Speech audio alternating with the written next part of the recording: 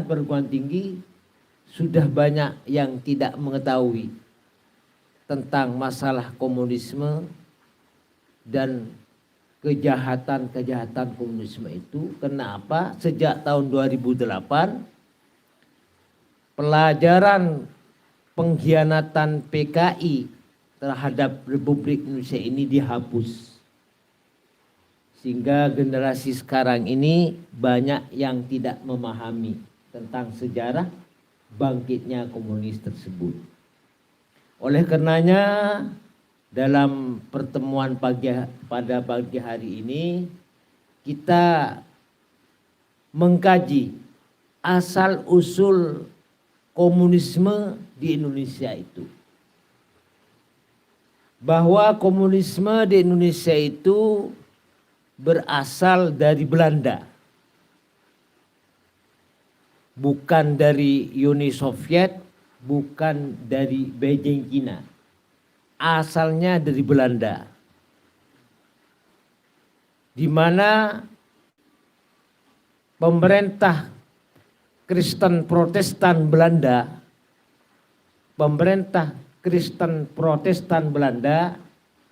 mengutus seorang ahli komunis namanya HJVM Seniflit.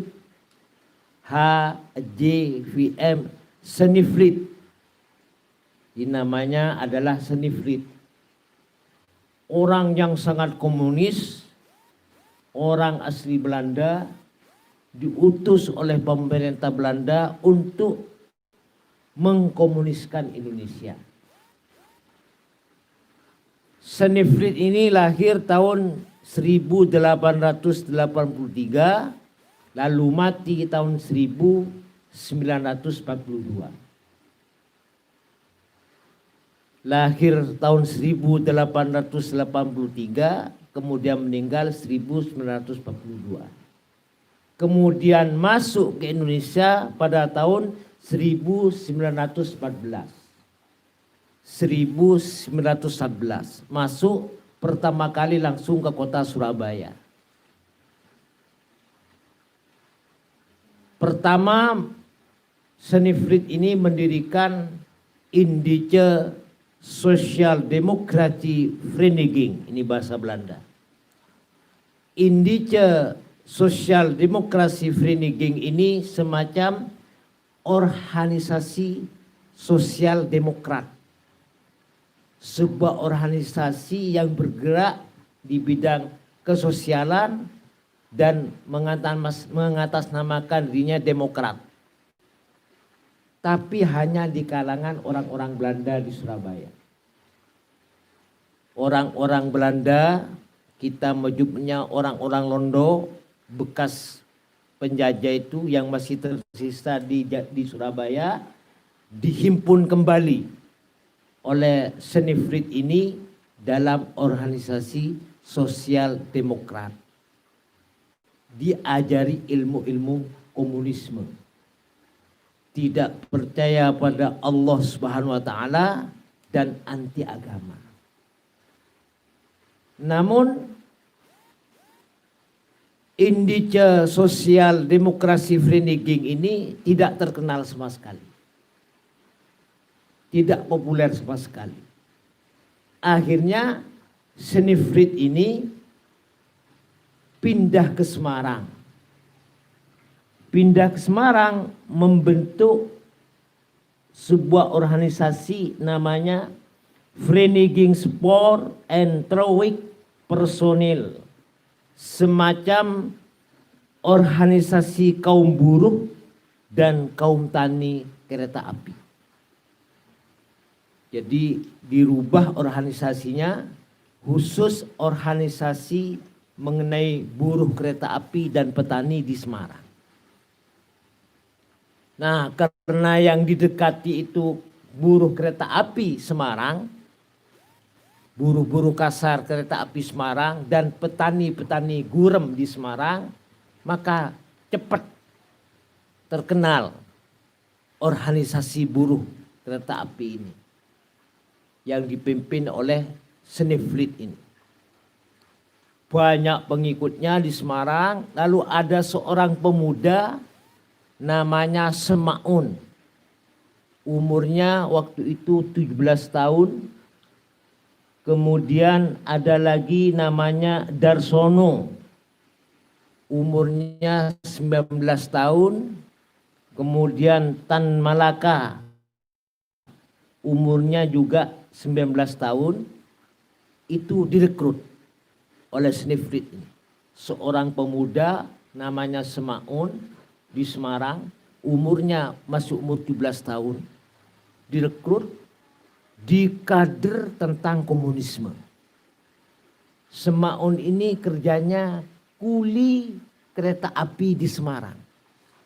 Kuli keras rendahan. Tukang sapu di rel-rel kereta api. Tukang memandikan kereta api. Pokoknya kelas rendah sekali. Ini direkrut lalu dikomuniskan. Setelah Semaun ada lagi namanya Darsono. Umur 27 tahun. Termasuk juga Tan Malaka. Waktu itu umurnya 19 tahun. Tan Malaka di kader komunisme. Paham? Mereka sangat komunis. Para buruh ini, Semaun, Darsono, Alimin, Tan Malaka ini sangat komunis sudah pemuda ini. Akhirnya Snefrit pulang ke Belanda. Maka organisasi buruh kereta api ini digantikan oleh Semaun. Maka Semaun merasa hebat, merasa kedudukannya besar, sebagaimana kedudukan Snefrit menjadi ketua buruh kereta api di Semarang. Lama-kelamaan menyusuplah ada perintah dari Snefrit agar supaya Semaun dan kawan-kawan sebagai kader komunis ini menyusup ke salah satu organisasi Islam. Organisasi Islam yang ada pada waktu itu sekitar 1914 Masehi, yang paling besar adalah Perserikatan Islam, Sentral Serikat Islam. Namanya Sentral Serikat Islam. Ini sebuah ormas Islam yang sangat kuat, yang didirikan oleh ulama dan santri. Tujuannya adalah Indonesia merdeka dan Indonesia mandiri di bidang ekonomi. Indonesia merdeka dan Indonesia mandiri di bidang ekonomi. Itu tujuan adanya Sentral Serikat Islam. Yang mendirikan adalah HUS Cokro Aminoto, Mr. Muhammad Rum dan Kiai Haji Abdus Salim. Maka Semaun ini menyusup. Gayanya PKI itu begitu. Menyusup ke ormas-ormas Islam, ke organisasi Islam, masuk. Nah, mereka mempengaruhi kader-kader Islam yang kurang ahli agama, karena anggota Serikat Sentral Islam ini ada yang juga baru masuk Islam atau sudah lama Islam tapi belum memahami Islam, belum lama mengaji kepada kiai, ini dipengaruhi. Akhirnya apa yang terjadi? Sentral Serikat Islam ini akhirnya kesusupan komunis, namanya Serikat Komunis Indonesia. Serikat Komunis Indonesia. Terus mereka menguasai kepengurusan Sentral Serikat Islam yang akhirnya bernama SI terakhir itu. Sentral Serikat Islam akhirnya bernama Serikat Islam, lalu bernama PSII, Partai Serikat Islam Indonesia. Sehingga pecah. SI pecah. Sentral Serikat Islam akhirnya bernama Serikat Islam, pecah. Ada SI yang bergambar La ilaha illallah, ada SI, warnanya merah, bergambar palu arit. Kemudian Seniflit mengatakan kepada Semaun, nama Serikat Islam terus dipakai dulu. Nama Serikat Islam dipakai karena komunis tidak dikenal oleh rakyat Indonesia. Bertahun-tahun dia pakai Serikat Islam. Nah, kemudian setelah berbanyak, pengaruhnya banyak, maka dirubah menjadi Serikat Komunis. Kalimat serikat biar sama dengan sentral Serikat Islam, masih dipakai. Karena komunis waktu itu tidak dikenal. PKI itu tidak dikenal oleh masyarakat Indonesia. Nah, maka dia pakai nama, pura-pura pakai nama Serikat Komunis. Sampai akhirnya mengadakan kudeta kepada Serikat Islam sehingga akhirnya menamakan Partai Komunis Indonesia. Tahun 1914 itu resmi menamakan Partai Komunis Indonesia. Jadi komunisme asalnya dari Belanda, dibawa oleh Seniflit tahun 1114. Akhirnya menjadilah Partai Komunis Indonesia. Jadi caranya adalah menyusup kemana-mana komunis itu. Nah, kira-kira sekarang ini banyak kader-kader neokomunis ini menyusup di partai-partai, menyusup di partai-partai Islam sekalipun, juga bahkan banyak ini tulisan-tulisan yang mengatakan, menjelaskan bahwa neokomunisme sekarang ini menyusup di ormas-ormas Islam. Caranya dengan menggerakkan liberalisme dulu. Berpikir hanya dengan akal. Pikiran-pikiran wahyu, bersifat wahyu dihilangkan sedikit demi sedikit. Mereka dilebrakan, mereka dikayakan dengan akal, kebenaran itu akal. Maka liberalisme itu pintu masuk komunisme, minimal sekularisme. Orang kalau sudah liberal, maka tujuan akhir adalah komunisme. Kalau tidak komunis, minimal sekularisasi. Nah, barangkali inilah asal usul komunisme ini. Kemudian mungkin ada pertanyaan, silahkan. Baik, terima kasih Kiai, Masya Allah. Tentang komunis-komunis yang kita dengar hari ini, kurang lebihnya kita tahu asal usulnya dan cara-caranya juga tahu. Di antaranya juga menyusup, ya, nempel dan nempel. Nah, ini karakternya mereka memang Kiai ya. Jadi untuk yang kami catat dari pemaparan beliau Kiai Mudzakkir, jadi awalnya asal usulnya itu dari Belanda. Jadi bukan dari Uni Soviet, bukan dari Cina gitu. Nah, ini mungkin salah satu pertanyaan saya Kiai. Kan dari Belanda. Kalau sekarang identiknya itu kalau komunis ya Cina begitu Kiai. Salah satunya ini Kiai, dan mungkin juga kita sampaikan ke teman-teman sahabat channel Gendeng Akidah yang menonton hari ini. Ada berapa? 124 orang hadir Kiai di sini dari berbagai daerah. Silahkan Anda siapkan pertanyaan mungkin. Nah, tapi mohon maaf sebelumnya pertanyaan akan kita pilih-pilih kepada kita sampaikan kepada beliau Kiai Abdul Qahar Mudzakkir. Beliau kita sampaikan sekilas, beliau adalah satu atau muridnya Profesor Mansur Surya Negara. Beliau dengan seorang ahli sejarah, Profesor Mansur Surya Negara, yang usianya mungkin sudah 90 tahunan sekarang, dan beliau masih satu atap dengan Buya Hamka. Dulu sejarahnya, kisahnya atau backgroundnya beliau Kiai Abdul Qahar Mudzakkir.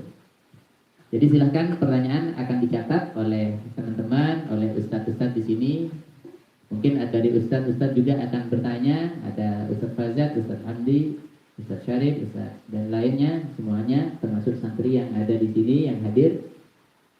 Pertanyaan dari kami yang pertama itu Kiai, kenapa sekarang identik dengan Cina Kiai?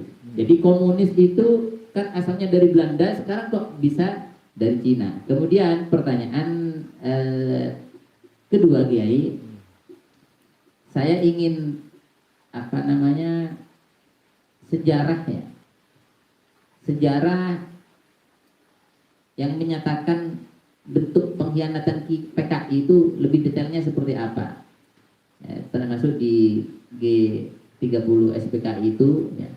Bagaimana menurut jenengan penjelasan lebih detailnya, ya, sejarah yang menyatakan bentuk pengkhianatan PKI pada NKRI, Negara Kesatuan Republik Indonesia. Saya ingin tahu lebih detail lagi tentang sejarah ini. Mungkin ini atau satu-satu atau semuanya nih? Iya, satu-satu. Satu-satu, oke. Iya. Terima kasih ya. Itu Jadi akhirnya Karl Marx orang Jerman Timur, kemudian Lenin tokoh komunis dari Eropa itu datang ke Rusia mengadakan pemberontakan di Rusia. Akhirnya menang. Jadi Rusia itu asalnya Kristen Ortodok, bahkan ada yang beragama Islam dari Khilafah Mu'tasimbillah, Khilafah Abbasiyah. Lalu masuklah tokoh komunis dari Jerman namanya Karl Marx dan tokoh komunis Lenin dari Eropa dari Belanda, begitu Lenin ini memberontak terhadap kekuasaan Rusia, maka menang. Disitulah akhirnya Lenin sama Karl Marx ini mengkomuniskan Rusia. Nah, kemudian Rusia juga memerangi Cina. Cina yang asalnya itu banyak orang Islamnya, karena sebelum Islam itu sudah diimankan oleh Sultan dan Iskarnain, ada sebuah dinasti Min di tengah-tengah kota Tiongkok itu sampai sekarang Muslim sekitar 2 juta. Sayyidina Ali karramallahu wajhah, sahabat yang keempat, pernah berdakwah ke Cina, ke dinasti Min, sampai sekarang masih Muslim. Namun Rusia menjajah itu Cina menjadi komunis. Nah, olehnya di mana-mana komunis itu pasti memberontak dan menjajah dan menghabisi agama. Itu intinya. Intinya adalah memberontak untuk menghabisi agama, menghabisi orang yang beriman kepada Allah SWT. Kemudian model pemberontakannya itu sebelum G30 PKI tahun 65, komunis itu telah mengadakan kudeta terhadap Republik Indonesia ini, yaitu pada tanggal 12 September 1946, setahun setelah merdeka, itu pernah mengadakan pemberontakan, yaitu seorang gerakan komunis Sibar. Ada dulu namanya komunis Sibar.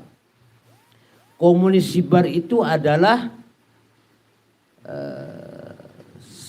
Sosial Indonesia Baru. Komunis Sosial Indonesia Baru di kita Sibar. Sosial Indonesia Baru. Itu yang membuat adalah Van de Plas, seorang Belanda. Karena Belanda sudah mulai kalah, Indonesia telah merdeka, diproklamirkan tanggal 17 Agustus 45, maka setelah itu Belanda sudah sirna. Tapi masih ada sisa-sisa Belanda itu di Indonesia itu. Van de Plas, seorang ahli tentang keindonesiaan sebagai mata-mata kolonialisme Belanda, lari ke Australia, lalu membentuk namanya Gerakan Komunis Sibar. Komunis Sosial Indonesia Baru. Nah, maka komunis Sibar ini memberontak di Jawa Barat, yaitu memberontak Divisi 2 Siliwangi, Cirebon. Orangnya namanya Muhammad Yusuf. Muhammad Yusuf ini kader PKI Sibar. Namanya Muhammad Yusuf. Namanya Islam, menyamar Islam, Muhammad Yusuf.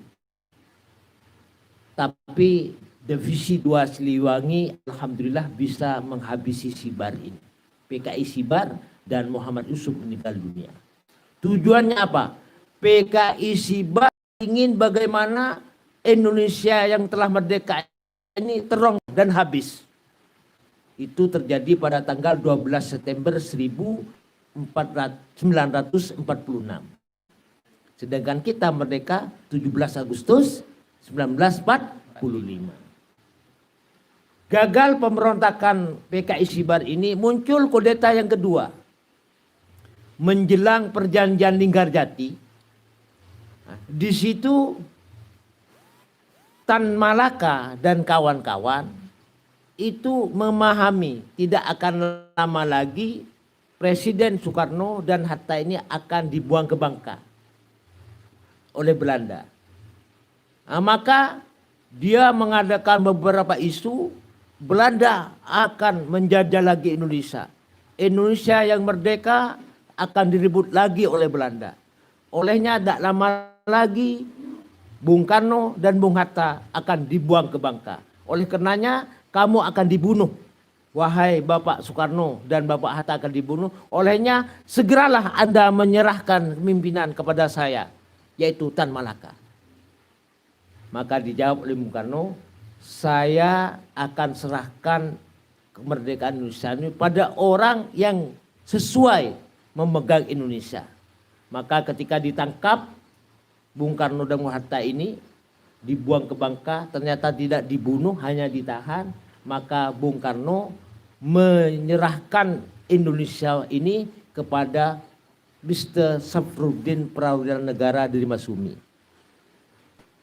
supaya membentuk pemerintahan darurat Indonesia, pemerintahan darurat Republik Indonesia, pusatnya di Sumatera. Pimpinannya adalah Mr. Safruddin Perwira Negara, bukan Tan Malaka. Karena bukan Tan Malaka, maka Tan Malaka mencoba membunuh Mr. Safruddin Perwira Negara. Namun berkat bersatunya umat Islam dalam barisan Hizbullah dan Sabilillah, maka kudeta Tan Malaka pada tanggal 3 Juli 1946 dilumpuhkan oleh gerakan Hizbullah dan Sabilillah. Ini tahun 1146.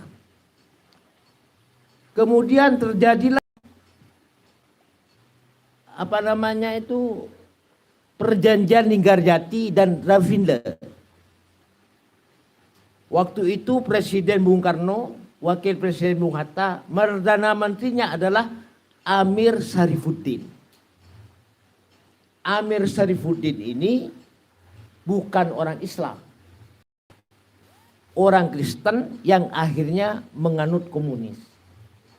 Dia pakai nama Arab Amir Sarifuddin, agamanya Kristen, lalu diangkat sebagai Perdana Menteri oleh Bung Karno.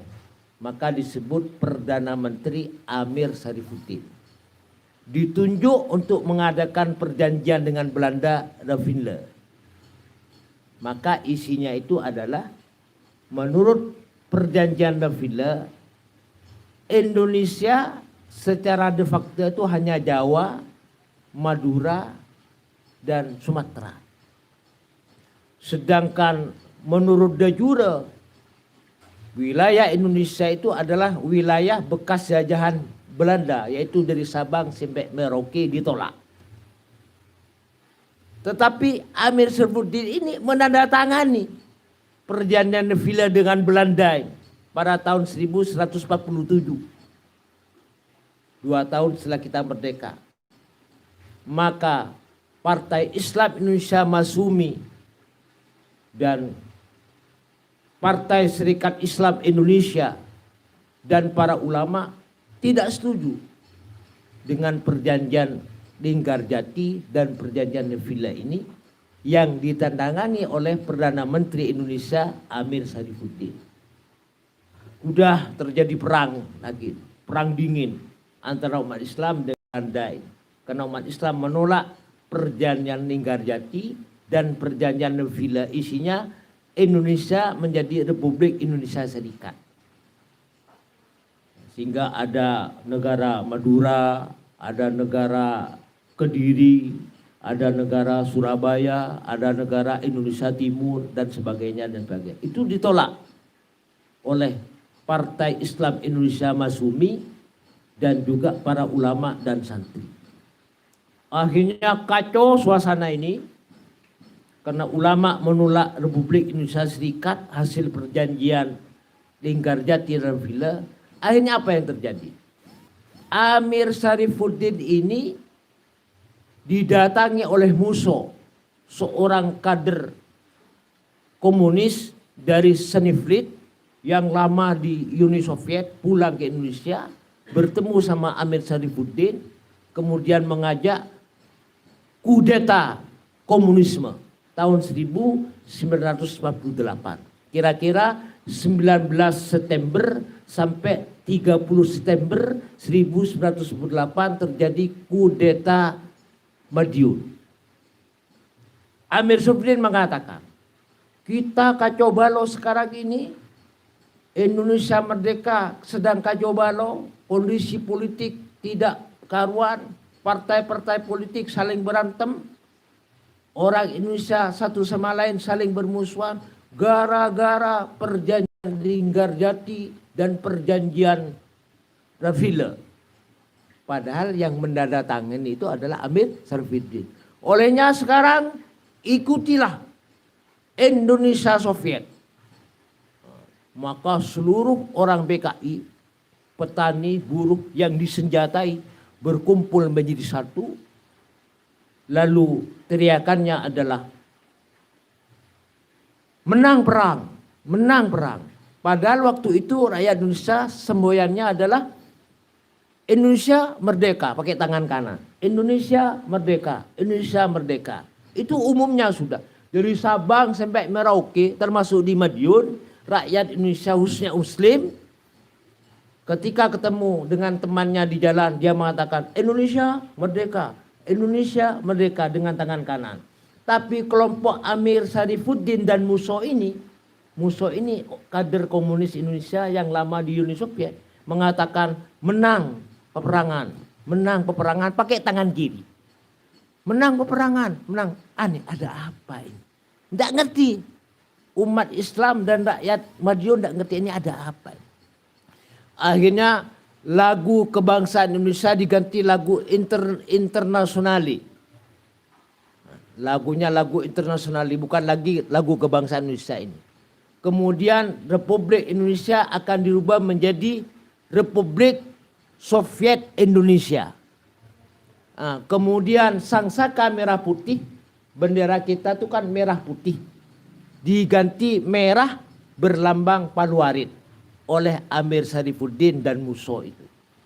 Maka akhirnya malam tanggal 19, kan pemberontakannya tanggal 19 September sampai 30 September 1948. Malam tanggal 19 September, tanpa rakyat Madiun tahu, semua desa, kecamatan, kabupaten, dan pusat-pusat TNI itu direbut oleh Amir dan Musso ini berserta rakyat PKI itu. RRI Madiun diduduki. Nah, sudah biasa orang PKI ini kalau sudah mau berkudeta menguasai pusat-pusat seperti TVRI dan RRI. Nah, sekarang siapa direktur utama TVRI? Seorang kader komunis yang sekarang. Ya, yang sekarang. Maka paginya membunuh semua rakyat Madiun khususnya yang Islam, dibunuh. Tapi cara membunuhnya diambil diculik. Ada satu keluarga diambil sang suami tanpa diberitahu untuk apa diambil, lalu tidak balik. Nah, sehingga keluarganya tanya, ini apa ini, kemana ya ayah saya ini kok diculik? Jadi gitu caranya PKI itu, menculik dengan sembunyi-sembunyi. Dah. Apa yang terjadi? Maka terjadilah yang namanya di kaki Gunung Wilis, daerah Dungus, Kresek, Madiun. Di Madiun tuh ada gunung namanya Gunung Wilis. Sekarang bisa Anda ke Madiun. Di Madiun tuh ada Gunung Wilis. Kalau Anda ke Madiun tanya, wahai Pak, Mak, Mas, mana yang namanya Gunung Wilis? Oh, di situ. Daerah Dungus, Kresek, Madiun. Di daerah Dungus, Kresek, Madiun itu adalah Gunung Wilis. Disitulah terdapat pemakaman massal ulama dan santri. Ulama-ulama dibunuh mulai di tanggal 19 September itu sampai 20 September 1948. Santri dibunuh hidup-hidup di suatu pemakaman massal. Nah, sehingga sekarang kalau kita ke Madiun itu ada patung, ya. Kalau kita ke Madiun itu ada patung di daerah Dungus, Kresek, Madiun ini ada patung gambar orang PKI, petani, pegang pedang tangan kanan, pedang celurit tangan kiri, kemudian mencongkel senjata, lalu membunuh para ulama. Ada sekarang patungnya. Itu yang bikin Pak Harto. Untuk mengenang betapa kejamnya komunisme di Madiun ini, membunuh ulama. Tidak ada sekarang. Anda ke Madiun, daerah Dungus, lihat patung keganasan komunisme, membunuh ulama. Seorang komunis, petani, berpegang senjata, nyongkel arek dan pedang, lalu di kepalanya itu ikat warna merah, lalu ada logo Paluarit, itu lagi membunuh ulama, itu dipatungkan di sana. Atau di pesantren, ada sebuah pesantren namanya pesantren Mauspati di Madiun, pondok pesantren Mauspati. Ada lagi pondok pesantren Sowulan. Ada lagi pondok pesantren Mujopuno. Termasuk pondok pesantren Gontor yang sekarang terkenal, pondok pesantren Gontor itu. Nah, di daerah pondok pesantren itu digali namanya 1000 sumur. Di dekat pondok pesantren Gontor, di dekat pondok pesantren Mujopuno Madiun, di dekat pondok pesantren Sowulan itu digali sumur, diberi nama sumur 1000. Maka apa gunanya sumur itu? Pertama, untuk bukan membunuh, untuk mengubur hidup-hidup para kiai. Yang pertama adalah dari pondok pesantren Selopuro, yaitu Gus Bawani dan Gus Suber. Gus Bawani ini adalah pengasuh pondok pesantren Selopuro Madiun. Kemudian Haji Gus malam hari lalu dimasukkan sumur itu. Hidup-hidup. Ya lagi pakaian sorban karena lagi murok waktu itu. Dia teriak-teriak santrinya itu. Dia diambil lagi murok badai isya. Sehingga 1000 sumur itu sampai ke Jember. Sampai ke Jember.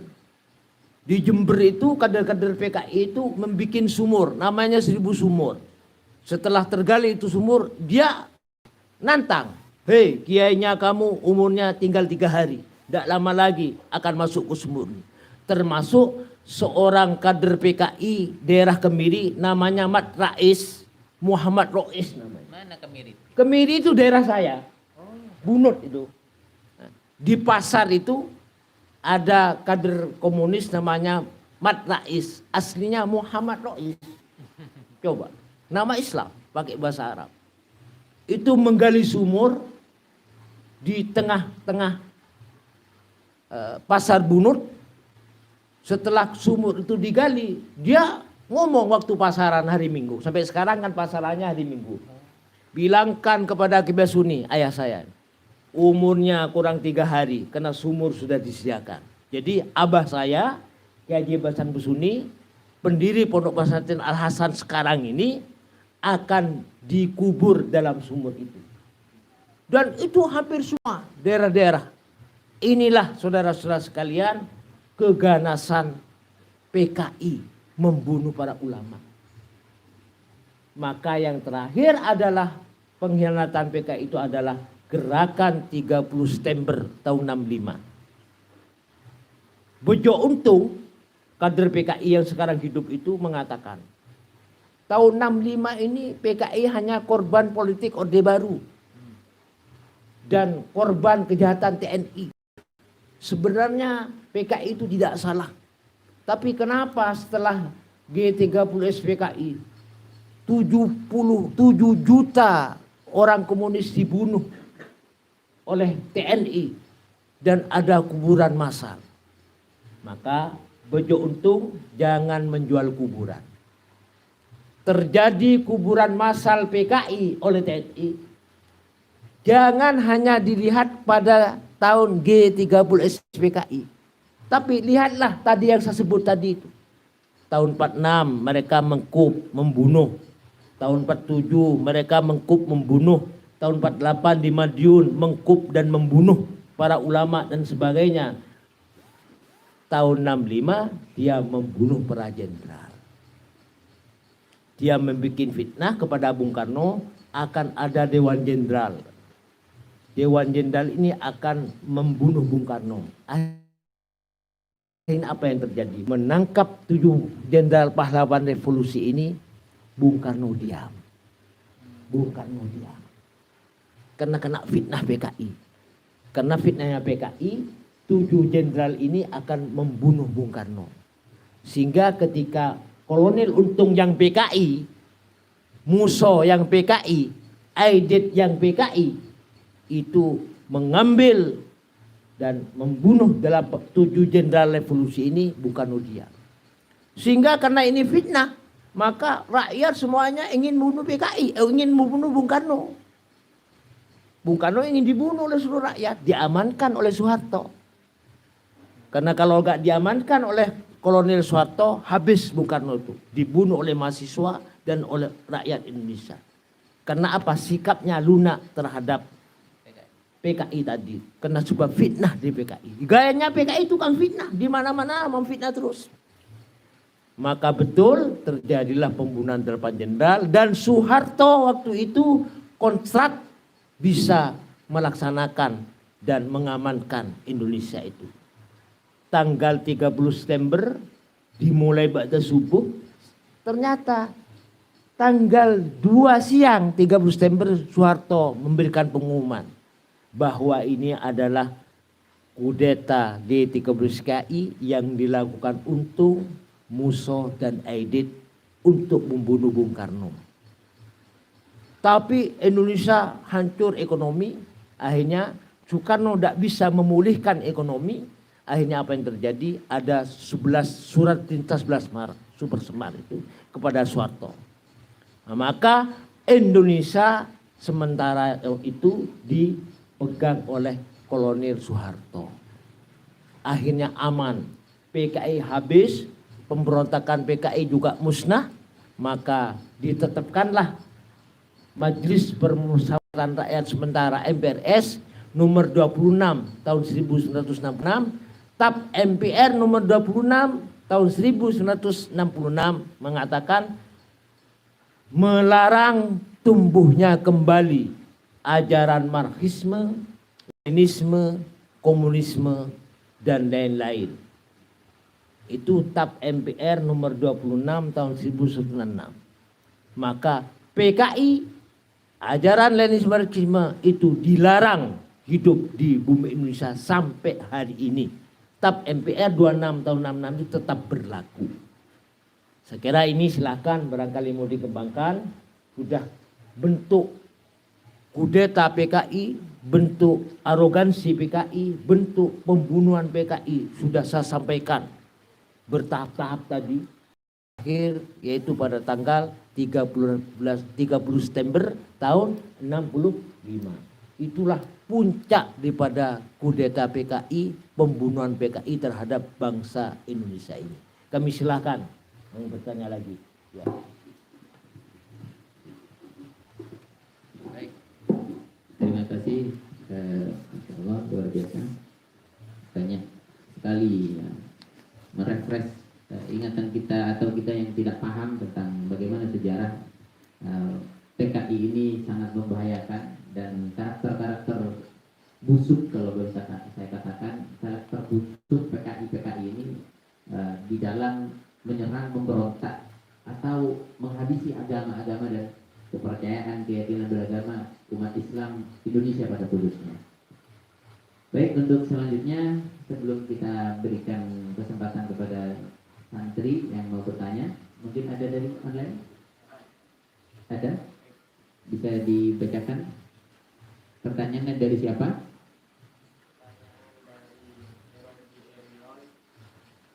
Dari siapa? Erogi. Erogi ya, silakan isinya. Kapan ulama menurunkan fatwa jihad melawan PKI? Masya Allah. Nah, ini tantangan Kiai. Dan mereka sebenarnya juga tidak sabar. Sama mungkin seperti yang disampaikan dulu waktu Soekarno kena fitnah, Bapak Soekarno mau dibunuh oleh rakyat. Mereka kan tidak sabar Kiai, karena terlalu berdamailah, terlalu baik dengan orang-orang PKI karena kena fitnah pada waktu itu. Dan sekarang ini ada pertanyaan mungkin sama dengan tujuannya dengan masyarakat tempo dulu di masa Soekarno, juga tidak sabar Kiai. Kapan ulama mau atau mengeluarkan fatwa untuk jihad melawan PKI Kiai? Seperti itu. Silakan Kiai. Ya. Jadi kalau ulama melawan komunisme itu sejak awal adanya komunisme, yaitu tahun 1914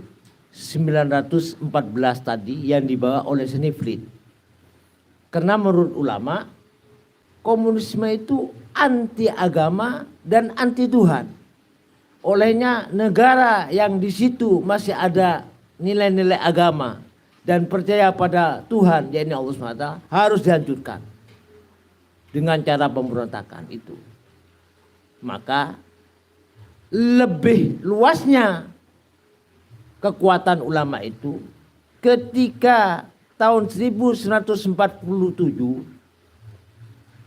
PKI memberontak di Madiun, ingin mengadakan Indonesia Soviet, ingin merubah negara kesatuan Indonesia ini menjadi Indonesia Soviet, Republik Indonesia Soviet.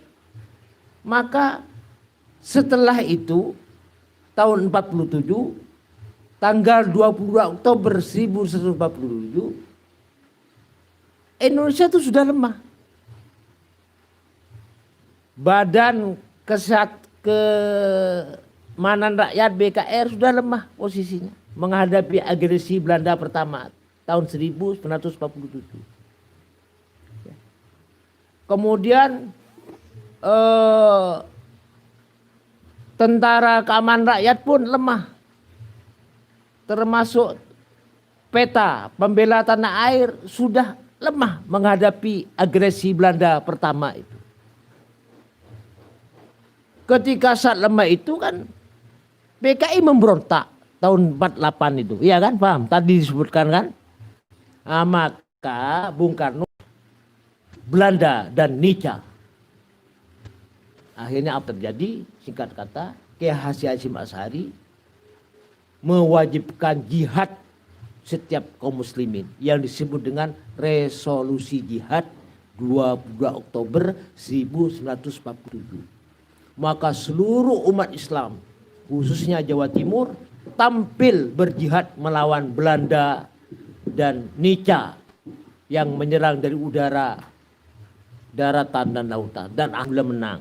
Sehingga Jenderal Malabe, tentara Belanda itu dibunuh oleh santri-santri Tebu Ireng. Maka Indonesia akhirnya merdeka dengan sempurna. Fatham mubina. Fatham menang, mubina yang nyata. Jakarta, Jayakarta. Jaya menang, Karta sempurna. Itu dari kalimat Fatham mubina. Menang yang sempurna. Jayakarta, akhirnya di Jakarta. Maka sampai sekarang kemerdekaan Indonesia itu terpelihara. NKRI utuh sebab adanya resolusi jihad ulama Kiai Haji Hasyim Asy'ari, umat Islam seluruhnya berjuang melawan Belanda itu. Termasuk habis PKI itu gara-gara resolusi jihad ini. Oleh karenanya sangat besar pengaruh ulama dan santri dalam menegakkan negara kesatuan Republik Indonesia. Sangat number one, sangat besar. Bahkan kalau tidak ada ulama dan santri berjuang, maka tidak ada itu NKRI. Jadi sekarang banyak yang mencoba memfitnah bahwa peran ulama dan santri itu sedikit dalam kemerdekaan. Itu sengaja memang. Maka nanti saya sebutkan nanti gaya teroris komunisme. Sekarang pakai gaya teror. Kami silakan barangkali ada yang nanya yang lainnya. Mungkin begini Kiai, saya mau mencoba menjabarkan lagi pertanyaan barusan. Jadi sekarang maksudnya bukan melawan memerangi komunisme, tapi neokomunisme yang mulai bangkit dengan indikasi-indikasi tadi. Ya. Jadi mungkin ada fatwa, mungkin atau dari jenengan bagaimana pendapatnya untuk melawan saat ini? Ya. Neo PKI itu ada dua sekarang di Indonesia itu. Neo PKI yang pertama adalah dia anak keturunan PKI, ayahnya mungkin PKI, mbahnya mungkin PKI. Kemudian anak ini mengusung ideologi PKI sekarang dan melaksanakan agenda-agenda PKI. Itu namanya Neo PKI. Walaupun mungkin yaitu agama Islam atau agama Kristen atau kejawen. Yang kedua yang dimaksud Neo PKI adalah seorang anak, seorang manusia bukan keturunan PKI, namun dia mengusung ideologi PKI, kemudian melaksanakan agenda-agenda PKI. Itu yang dimaksud Neo PKI sekarang ini. Dan ini berkembang ketika tahun 2000 setelah reformasi, banyak tahanan politik PKI itu dikeluarkan di zaman reformasi itu. Seperti Profesor Dr. Subandrio, mantan Menteri Luar Negeri Orde Lama, itu tokoh PKI itu dikeluarkan. Dan banyak tahanan-tahanan politik PKI itu dikeluarkan pada zaman reformasi sehingga mereka mengadakan konsolidasi. Mereka mengadakan beberapa pertemuan-pertemuan sampai mereka ini mengadakan kongres Neo PKI sampai 11 kali. Kongres yang pertama di Sukabumi, di daerahnya Ripka Ciptaning, anggota DPR RI dari PDIP yang menulis buku Aku Bangga Menjadi Anak PKI. Buku yang kedua ditulis oleh Ripka Ciptaning, Proletarianing Sini, adalah Anak PKI Masuk Parlemen. Tujuannya kongres ke-8 ini di Sukabumi untuk menyatukan visi dan misi. Bagaimana komunisnya harus bangkit dan pemerintah Indonesia harus minta maaf kepada komunisme itu. Kemudian yang ke-9 ada di Cianjur. Kongres komunisme yang ke-9 ada di Kabupaten Cianjur, Jawa Barat. Di situ menyusun kepengurusan Partai Komunis Baru Indonesia, PKI Baru Indonesia. Jadi pimpinan pusatnya ada pengurusnya, tingkat provinsi ada pengurusnya, tingkat kabupaten seluruh Indonesia ada pengurusnya, sampai tingkat kecamatan seluruh Indonesia ada pengurusnya, sampai tingkat desa namanya CCPKI Indonesia Baru, Sentral Kongres Partai Komunis Indonesia Baru, di tingkat desa. Itu kongres ke-9 di Kabupaten Cianjur. Itu diterbitkan. diberikan kepada pengikut Kongres ke-9 Neo Komunisme itu. Alhamdulillah Kiflan Zen itu memasukkan intelijennya ke sana itu. Sehingga bisa mengambil buku pedomannya tebal berwarna merah tentang kepengurusan PKI Indonesia Baru. Seluruh desa Indonesia itu ada. Seluruh desa itu ada. Kemudian ke-10 Kongres di Magelang itu menyusun bagaimana pemerintah Indonesia Jokowi ini minta maaf kepada komunisme. Kemudian pada tahun 2006 oleh Todong Mulya Lubis, ketuanya Todong Mulya Lubis itu seorang neo PKIsme baru, itu mengadakan investigasi supaya pemerintah Indonesia minta maaf kepada komunis langsung ke pengadilan Den Haag, Mahkamah Internasional. Apa ini artinya? Bahwa bangkitnya kembali komunisme itu sangat jelas. Karena mereka diberi kemudahan oleh penguasa yang ada. Ingat, diberi kemudahan. Berkeliaran diberi mudah oleh penguasa yang ada. Dan mereka telah menyusup ke DPR RI sampai pernah ada buku-buku berbau komunis, maka disita oleh aparat TNI. Itu seorang fraksi PDIP, Bambang Bedor, mengusulkan pada Jokowi agar tentara yang merampas buku-buku berbau komunisme itu diberhentikan, dipecat. Apa jawabannya Jokowi? Dia hanya menjawab pemerintah TNI atau polisi dilarang merampas kalau ada buku-buku berbau komunisme. Itu jawabannya.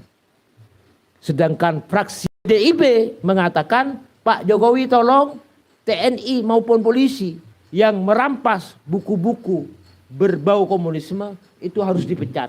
Dijawab, ya, akan saya bilang TNI sama Polri lengkap senjatanya dan aktif, tidak perlu mengambil buku-buku berbau komunisme. Ini jadi jelas para Rabustaja, para santri dan para asatid, bangkitnya komunisme itu sudah diambang pintu. Olehnya mohon kepada semua ulama harus memahami masalah-masalah ini. Para ustaz, para mubalik harus memahami sejarah-sejarah tentang PKIsme ini supaya kita siap siaga untuk menjaga akidah Islam tetap hidup di hati sanubari kita, dan komunisme yang anti agama dan anti Tuhan itu hengkang di bumi Nusantara ini. Demikian, mungkin ada pertanyaan selanjutnya. Baik, mungkin ini yang bisa disampaikan kepada penanya tadi. Semoga bisa menjawab dan insya Allah jelas, lugas dan gamblang.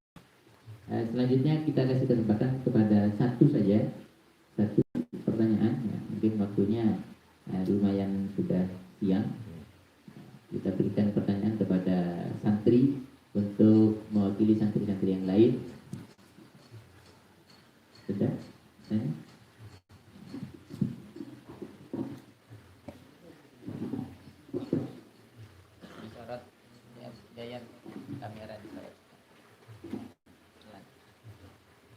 Assalamualaikum warahmatullahi wabarakatuh. Saya Taufik Rahman dari PPS Ajarin Tahir Hadis. Saya mau tanya Kiai, mohon tunjukkan fakta dan data komunisme itu membunuh umat Islam. Ya baik. Jadi khususnya tanggal 19 September sampai tanggal 30 September tahun 1148 di Madiun itu jelas sekali PKI di bawah pimpinan Amir Syarifuddin dan Muso itu membunuh ulama dan santri. Sehingga di situ ada gunung di daerah Kresek Madiun, itu ada tempat kuburan masal para ulama. Kemudian di situ ada patung untuk memperingati kekejaman PKI. Pak Harto membuat patung PKI bersenjata, seorang petani lagi, seorang kuli, kemudian ada celurit dan pedang sedang membunuh ulama. Ada patungnya sekarang. Kemudian pondok-pondok pesantren pertama Gus Bawani dan Gus Zuber itu ditaruh dalam sumur yang disebut dengan sumur 1000 sumur itu. Ini tidak hanya di Madiun tapi sampai ke desa-desa seluruh Jawa Timur, termasuk ke Jember yang saya ceritakan tadi. Jadi sudah dijawab. Sudah. Itu fakta yang bisa Itu dilihat fakta sampai sekarang. sampai sekarang. Betul. Baik. Mungkin kita kasih Iya. kesempatan satu lagi. Ya, pembunuhan ulama itu ceritanya. Pertama, orang Madiun itu dilaparkan. Sampai katanya orang Madura makan carpot. Carpot itu duntales. Apa? Daun talas. Daun talas dan apanya? Dan pelepahnya talas itu. Oh, Itu. Talasnya sudah tidak ada. Dia ambil sama komunisme. Sehingga makan carpot. Makan ketepung pisang. Lapar. Karena katanya Musso, laparkan rakyat baru nanti komunisme bisa masuk. Ternyata rakyat Madiun itu lapar. Ternyata tidak bisa komunis. Maka Musso ini datang ke Rusia, ke Lenin. Pak Lenin, tidak bisa komunis rakyat Madiun ini. Bah, sudah dilaparkan, sudah. Loh kok karena ada yang dipanuti. Panutannya itu menamakan kiai dan ulama. Oh gitu. Oh, selama masih ada panutan ulama, walaupun rakyat lapar, tetap tidak bisa dikomuniskan. Maka laparkan rakyat dan habisi panutannya. Bunuh ulama itu. Maka Musso ini dapat perintah di Lenin pulang ke Indonesia, ke Madiun dalam rangka membunuh ulama. Membunuh santri. Rakyat sudah lapar, tetap tidak komunis. Karena masih ada kiai. Olehnya sekarang ketika kiai Indonesia ini bersatu, seluruh pondok pesantren bersatu, ukhuwah. Tidak membicarakan golongan, tidak fanatik golongan. Satu, Islam, wahdah.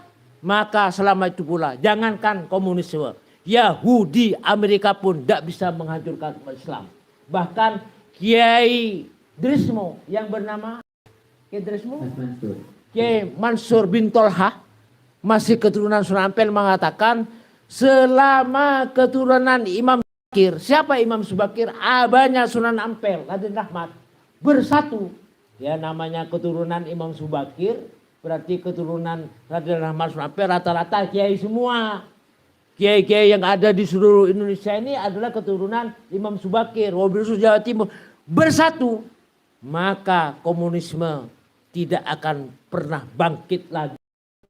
Bahkan Zionisme pun tidak akan bisa berhasil membumi hanguskan Indonesia ini.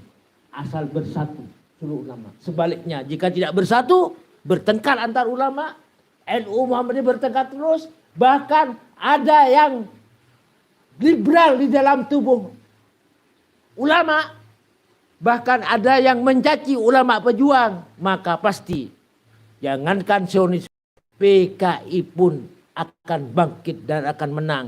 Menjadikan Republik Indo-Cina kembali di Indonesia ini. Demikian dari saya. Dan ini fakta-fakta termasuk peringatan kepada sebuah ormas Islam yang menulis adalah Khairul Anam.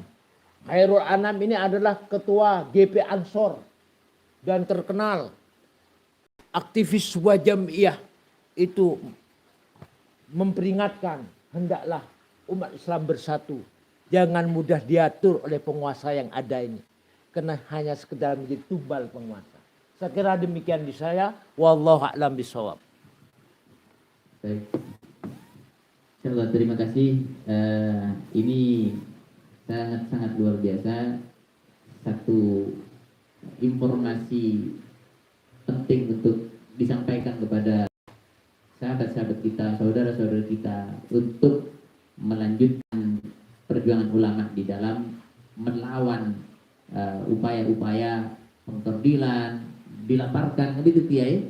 Termasuk sekarang ya, mungkin di momennya corona ini banyak masyarakat yang kelaparan, masyarakat yang intinya kesusahan untuk pekerjaan-pekerjaannya, semua bidang merasakan imbasnya, merasakan mengeluh sekarang.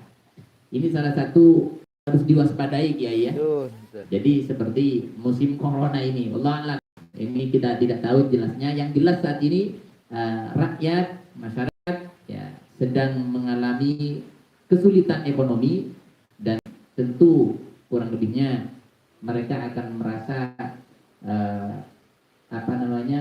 banyak pertimbangan-pertimbangan yang akan dipilih antara ikut yang enak-enak, yang cair-cair, atau ikut yang mereka yang dikucilkan.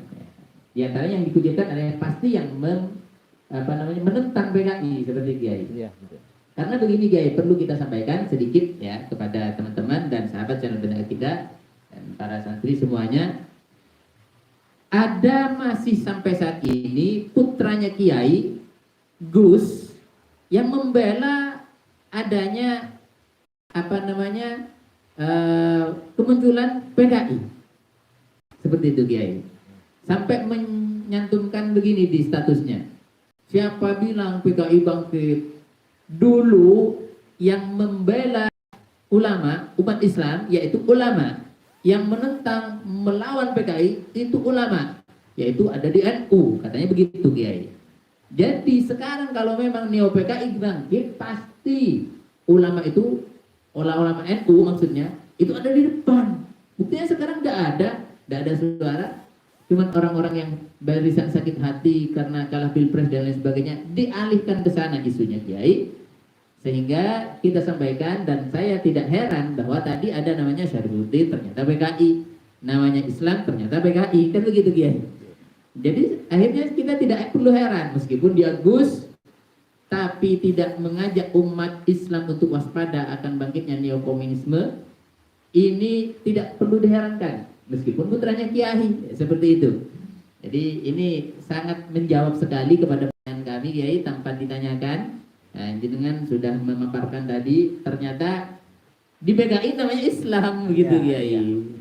Baik, saya hanya mempertegas ucapan seorang alim yaitu Profesor Dr. Zahroh, takmir Masjid Besar Al-Akbar Surabaya dan Imam Besar Masjid Akbar Surabaya. Profesor Zahroh mengatakan, siapa saja yang mengatakan bahwa komunisme tidak ada, komunisme tidak akan kembali, dia pasti komunis, minimal dia kena pikiran komunis. Itu kata Profesor Dr. Zahroh.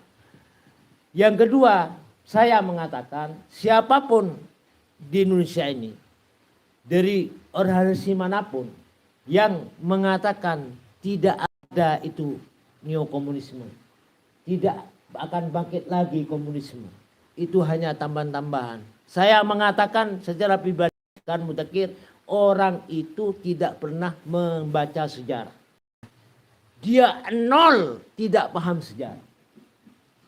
Bab sejarah PKI itu menggunakan teori terrorism for politik. Teror itu menggunakan politik. Teror pertama adalah langsung teror konstitusi. Sanifrid melalui Semaun tadi itu mengatakan dasar daripada syarikat Islam itu bukan Islam, tapi marxisme.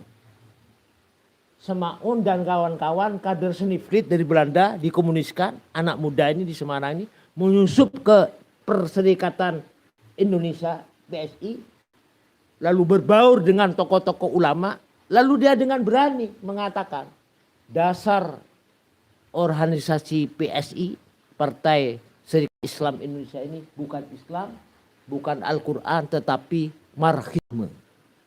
Itu bentuk teror. Jadi sekarang teror ke Tuhan Yang Maha Esa yang merupakan hasil Darul Wahdi Wassadah, para ulama NU, Muhammadiyah, Masumi, bahkan dari PSII dari nasionalis Soekarno-Hatta sudah sepakat dasar negara kita Pancasila sesuai dengan preambul 45 ketuhanan yang Maha Esa, diteror sekarang ketuhanan yang berkebudayaan. Teror ini berarti sebuah proyek besar sambil mentes kita. Kira-kira gimana umat Islam? Ulama ini kira gimana? Kalau sudah diteror. Dan terus dan sebenarnya itu. Yang kedua, teror menakut-nakuti. Teror ekonomi. Bahkan di Indonesia akan terjadi badai inflasi dan pengangguran. Ada lagi undang-undang Basni Omnibus Law. Ada lagi mengatakan dana perdesaan tidak lama lagi akan dihapus. Bensin tidak akan ada, yang ada tinggal apa yang mahal itu? Pertamax dan bensin ini. Itu teror bukan isu, memang sengaja untuk menangkut negeri rakyat Indonesia, melaparkan rakyat Indonesia ini sampai nanti terakhir dibunuh ulama. Habis komunis akan mati. Saya kira itu. Ya. Baik. Terima kasih Kiai. Masya Allah. Alhamdulillah banyak sekali kita dapatkan ilmu pada pagi ini. Mungkin ini kita cukupkan untuk kajian kali ini. Termasuk anggaplah ini adalah kita mengaji satu ilmu yang sangat penting di atas segala ilmu persiapan untuk berdakwah kita, yaitu ujung tombak kita. Karena kalau kita paham, tahu terhadap mana sasaran, mana musuh, maka kita akan mendapatkan kemenangan dan pertolongan dari Allah, dimudahkan jalannya. Ini apa kita sampaikan adalah ujung daripada tombak kita. Karena kalau kita tahu sasaran, maka kita akan tahu mana musuh, mana lawan. Tidak akan kabur lagi, tidak ada pengkaburan, semuanya jelas.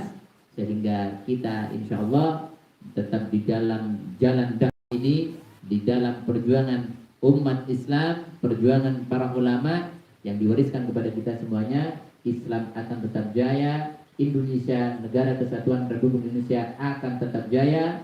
Insya Allah selama Islam ini ada, Indonesia akan menjadi satu tempat di mana anak cucu kita nanti akan menghamba kepada Allah dengan tenang, damai, dan makmur. Insya Allah, amin ya rabbal alamin. Mungkin ini yang bisa kita sampaikan, ini yang bisa kita aturkan kepada semuanya.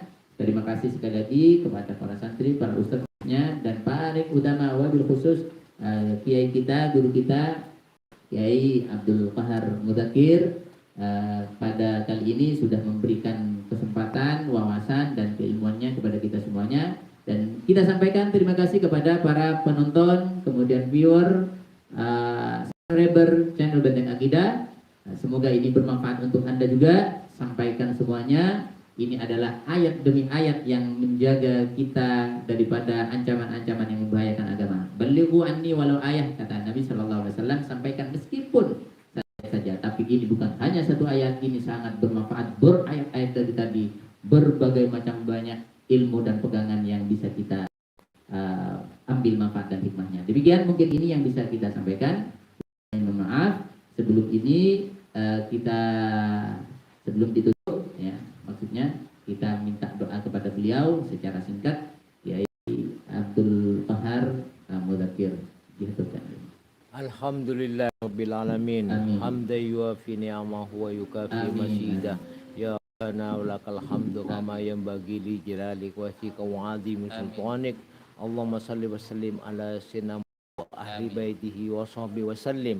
Allahumma inna nas'aluka bihaqqil fatihatil mu'azzamati wa sab'il masani an taftaha lana bi kulli khair wa an taj'alana min ahlil khair.